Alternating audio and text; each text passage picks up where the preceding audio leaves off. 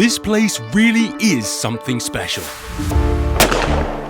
Set in a mixture of woodlands and open spaces, with a thoughtful mix of sunken and elevated shooting positions throughout. West Midlands Shooting Ground is as impressive in its setting as it is in its setup. And during the Sovereign Challenge, it all comes alive. Widely regarded as putting on some of the hardest shoots out. Let's give you a tour. The infrastructure with clubhouse, shop, cafe, hard tracks and well-positioned stands supports a venue built for serious sport. This is intimidating. You've got terrain unlike any other ground in England. Anchored by a thriving trade village and, of course, the event's namesake, the Hull Sovereign. Extended range and extreme range. This one's just got a little bit more for those really challenging targets. 70-metre crossing target. Parkour is the one for you. Welcome to the Sovereign Challenge, guys, held at West Midlands Shooting Ground. Somehow, I've never been here with a camera, and yet it is one of the best shooting grounds in the UK, if not the world. But we're gonna have a good time. We're gonna go check a few things out, starting with the pool shoot. The parkour pool shoot set the tone immediately. Owen, you are in charge of what is going to be quite a painful test of skill today. I don't think I've ever seen a pool shoot that hard in my life. It was a little bit last minute. We've got a potentially 45, 50 yard rabbit, 70 to 80 yard batu, and a couple of nice crosses which are currently being pushed out in the wind at the minute. No, mate, please, after you. I need to see the targets. That seabird coming out of the trees at close to 80 metres. Cool, that's fun to see. Yeah. Tested everyone and everything. Timing, vision, confidence and equipment. We're not leaving here till one of us hit it. Somehow we each managed a break. Hey! The rest of the targets here weren't much easier.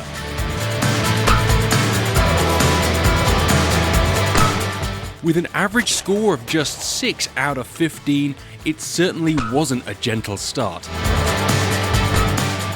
That's the beauty of it. Oh! After this, every target would look reasonable. That really makes you, it's not a warm-up, is it? No, I couldn't hit him. You hit enough. What were the final scores? Owen 6, Johnny 10. Should have bumped up a couple, Daz. Put some names to that. What can we expect out on the course? It's definitely a course for both sides. You've got your big targets, your normal registered targets. You'll definitely need a couple of boxes of them on the course. There's potentially 5, 6 big targets out there, which need a bit of a gap. And it's figuring out the lines, especially coming off the hill. You're looking at the trees and yeah. With the parkour pool behind us, we set out across the course. Myself, Ivan from Teague, and Owen Jones. Oh!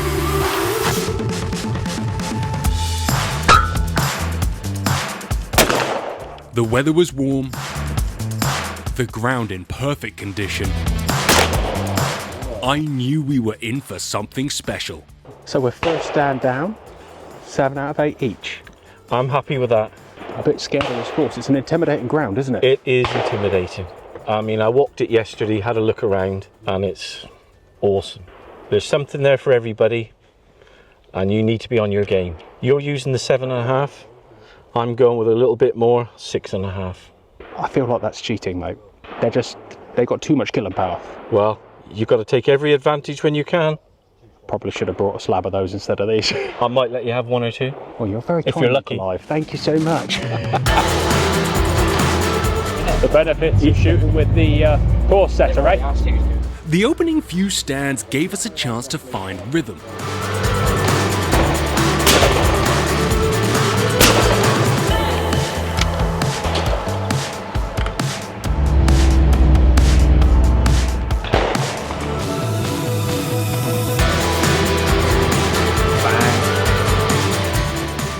The first stands were very kind.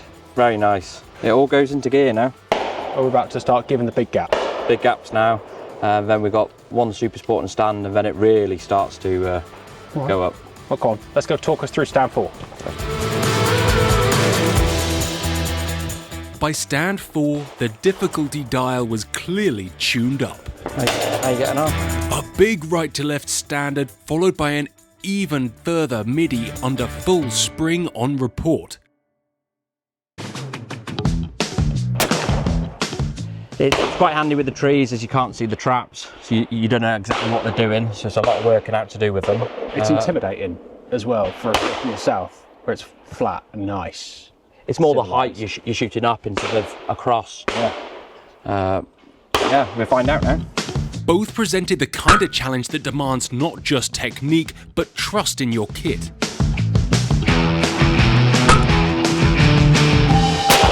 Oh, wow shot. Wow, Thank you very much, gang. Well done. Dropping parkour in the top barrel, mate. Let's be honest, you don't always need high-performance cartridges for every clay, but targets like these, this is where it matters. I left that stand with 7 out of 8, pleased and a little surprised.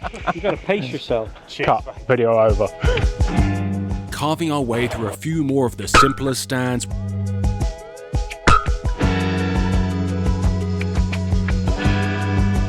we moved on to tank. Shot Ivan. This, our next signature stand, is wild.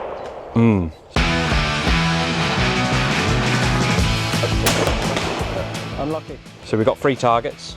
Beneath your feet, literally no reference of distance.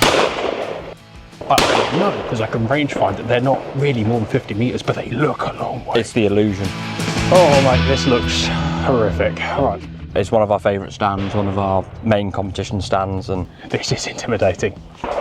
I've shot clays, rarely beneath my feet. In that pit were 3 traps firing clays at complex angles, not just complex to shoot, but complex to hold your gun on. Now, not many of us are used to engaging targets from below our feet, and it showed. Oh, every one of us. Whether you aced this stand or walked away a little hurt, it was one of the most memorable stands on the course. Card destroyer, absolute card destroyer. I'm pretty sure that every competitor here will be headed back to West Midlands to try their hand at tank targets again in the future. Following on, we hit up the Pro Piston stand, which offered something a little different. Don't know about you, bud. Not so keen on the target setter. No, he's a horrible bloke. I thought he said earlier there's something for everybody. I haven't seen that yet. No. I haven't seen anything from There's you. nothing from me yet so far. Pro Piston will be there. Oh, let's hope. Tight, controlled birds that required precision, timing, and a big pattern. Of course, you can adjust your chokes to suit a setup like this, but there's an advantage to having a selection of cartridges for different situations and presentations. The Sovereign's tight, reliable pattern helps when the targets are out there, but for these ones that are in your face, I want the most help possible. There's only one Ivan. He's back, baby. Thank God for Pro Piston. As sort of time goes on, we're seeing more and more people taking more than one cartridge type in their bag, and it does make the difference. I was always quite skeptical of it. It's a very useful tool to have on anything sort of closing, rabbits, quartering in, quartering away. It's a very useful tool to have in the bag. I know it's not what they're meant for, but I've shot some serious. They still perform, they still carry speed, they still carry everything, and a facey target at 40 meters still crushes. It's not what I choose, No. but they do. It's not a close range cartridge if you needed to do a bit more. That's right, yeah. It's ballistically it's very similar to a Pro 1. Okay. So we put 25 meters as an effective range on the box, but 40 meters is no problem for this cartridge, yeah. I mean, you don't put 90 meters on the parkour, but I saw Owen break that looper as it was dropping through the trees at 90 meters. Yeah, that's a serious distance. It's about optimizing your gear, but also knowing that in a pinch, it's got your back. That's right. So the blue one's for close in and the black one's for further out. And the red one's for somewhere in the middle. Something in the middle. Should have that tattooed on my arm. Once I wrapped this stand, I couldn't help but challenge the guys to a quickest off the arm challenge. How was quick? This is on for ice cream for later. Okay. You hit them. The game's not hitting them, Ivan. The game is to hit them early. Mine was in the middle. No, he did his at the bracken. Oh. Get the ice creams in. I'll go again. Not exactly textbook for a sporting shoot, Oh, first shot. but a good way to raise our spirits for what was gonna be one of the hardest stands of the course. That was a nice break from the seriousness, and the scores are still pretty level. My boo-boo at that pit didn't help my score. We're back at some serious stuff though, and refocus the mind. There's a pink looper at 75 yards. This is parkour territory. That next stand reminded us that the course was not gonna ease up on us. The big pink looper proved untouchable for the entire squad.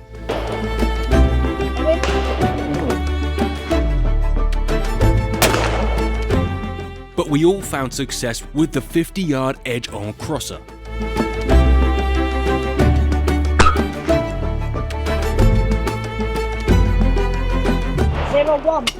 And then you're trying to guess it falling off at different, I mean, just an incredibly difficult target. I guess that's what the Sovereign Challenge, or the Sovereign Corporate. The Complex Challenge would be a lot easier. Difficulty continued to rise as we made our way along the bottom of the bank. By now, it was clear this wasn't a course for chasing high scores. It was about pushing your limits. That, in many ways, is the essence of the Sovereign Challenge. It's not about perfection, but about learning where your gear and your own skill can take you. A challenge physically and mentally, for sure, eh? It certainly is. Stand 11 even put your footwork to the test with a full 180-degree turn between pairs. There was a fast incoming target below your feet, a midi dropping down from the top of the bank, a floppy teal, and a high curling looper. These were all shot as a sequence of pairs, with your last pair requiring you to shoot that looper and then the bird under your feet. After 10 stands, it was a real mental and physical test. That's what made it one of the most enjoyable. As we walked down the hill away from the bank, we were given a touch of respite. Only 2 targets each per stand. A little less mental toll, but each target still required some serious technique to break it consistently. Saying that, there were still some big targets, but it's funny how a 50-yard crosser starts to feel manageable once you've been faced with a 70-yard midi a few times.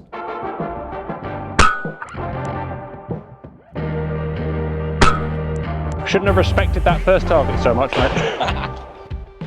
First off, gents, the pleasure of your company has been a highlight. Always. Owen, Go I on. think you've set one of the hardest courses I've ever shot. Oh, it's not that bad. It's not that bad, but the constant ebb and flow, Yeah. the difficulty of the terrain, the difficulty of the targets, you're letting them slip easy. It's quality, isn't it? It's one stand to the next. Let you up, beat you down. Let you up, beat you down. But it's every stand, it's just 100% quality. And you're seeing something you don't normally see every day. It's not the place that we've come and shot a big score, No. but it's a different kind of pleasure being tested to your limits. It's taking you to the limit, it's taking you to a different limit, and it's also taking you out of your comfort zone. And that's what we're all about, and that's what Owen's done.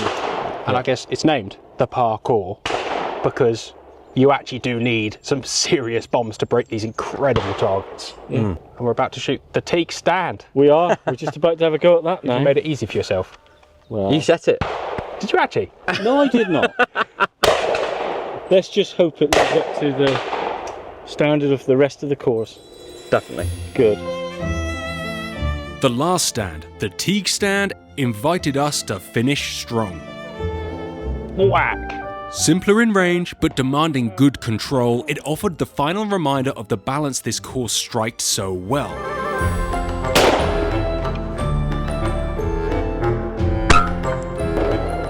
The only exception, the Seabird. It's a parkour job, that one. I should have used parkour. A big crossing midi that carried a bit of extra pressure, as it entered you into the draw for a full set of Teague chokes. Woo! I made it through! Brilliant, well done. Thank you very much. We all broke it. Mate, you mullered the big boy. Design. My little baby. Confidence in your gear and yourself over a demanding course makes all the difference.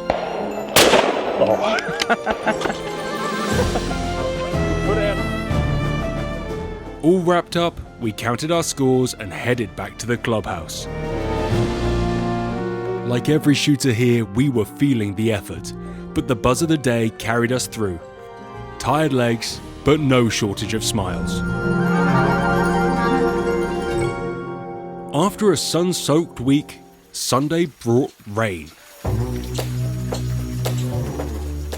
As is Hull's tradition, there was going to be a 6-man super final to determine the winner. Okay everybody, it's Sunday. Everybody's been here shooting some cracking scores. It's almost time for the super final. Hull always have a super final. Today is the day we're going to see the really big guns have a go and do the best they can to get a really, really top score. Of course, I'm not actually taking part as usual. I'm near the bottom.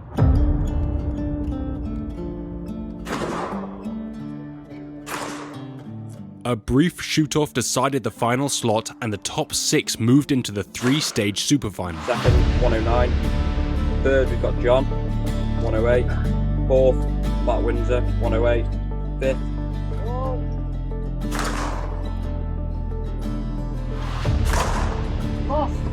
True to the course, the targets were unforgiving but fair. Kill!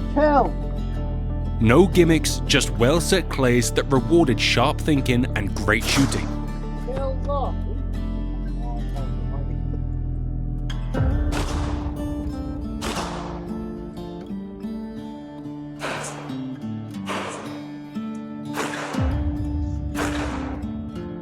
lost. The crowd watched on as competitors moved from 2 ground-level sporting stands to a final elevated super sporting layout on the clubhouse balcony. Mark Windsor is on 118, Sam Usher is on 119, and James Atwood is on 150. Lost.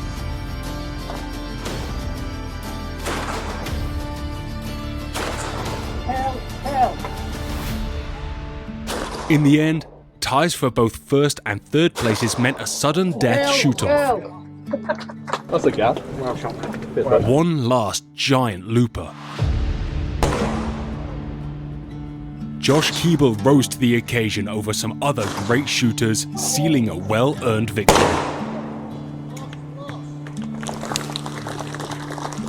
Shot on Thursday with a great squad, managed to shoot a 109. Just come back now for the shoot-off. Made it as second man in the super final. Shot off against some great shooters. Myself and Mark Windsor tied and went into sudden death. Oh, it was nerve-wracking. It's not the sort of place I find myself very often, so rubbing shoulders with some of the great shooters, it's a massive privilege. I mean, some of the targets we shot in the super final, I mean, I don't know what that Batu was, 80, 90 yards. And for me and Mark to go sudden death on that was amazing. I couldn't have done it without Hull cartridge. My 6.5 Sovereign parkours, they seemed to do the job for me then, so no, very appreciative of them. I think I'd like to thank Tom and Owen here at Hodnet for running the best event I've been to this year. It's been a brilliant week, so thank you very much. For everybody who attended this year, the Sovereign Challenge has set the bar high. From the quality of the course and the craft behind each target, to the camaraderie between the shooters and the generosity of the team behind the scenes, it's been a shoot to remember. Thanks to the entire team at West Midlands Shooting Ground, to the refs,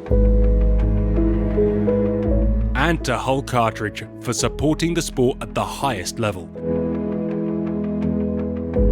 And to everyone who took part, spectated, or tuned in. This wasn't just a competition, it was a celebration of what I love most in the sport. I hope to see you at next year's Sovereign Challenge. Until then, thanks for watching.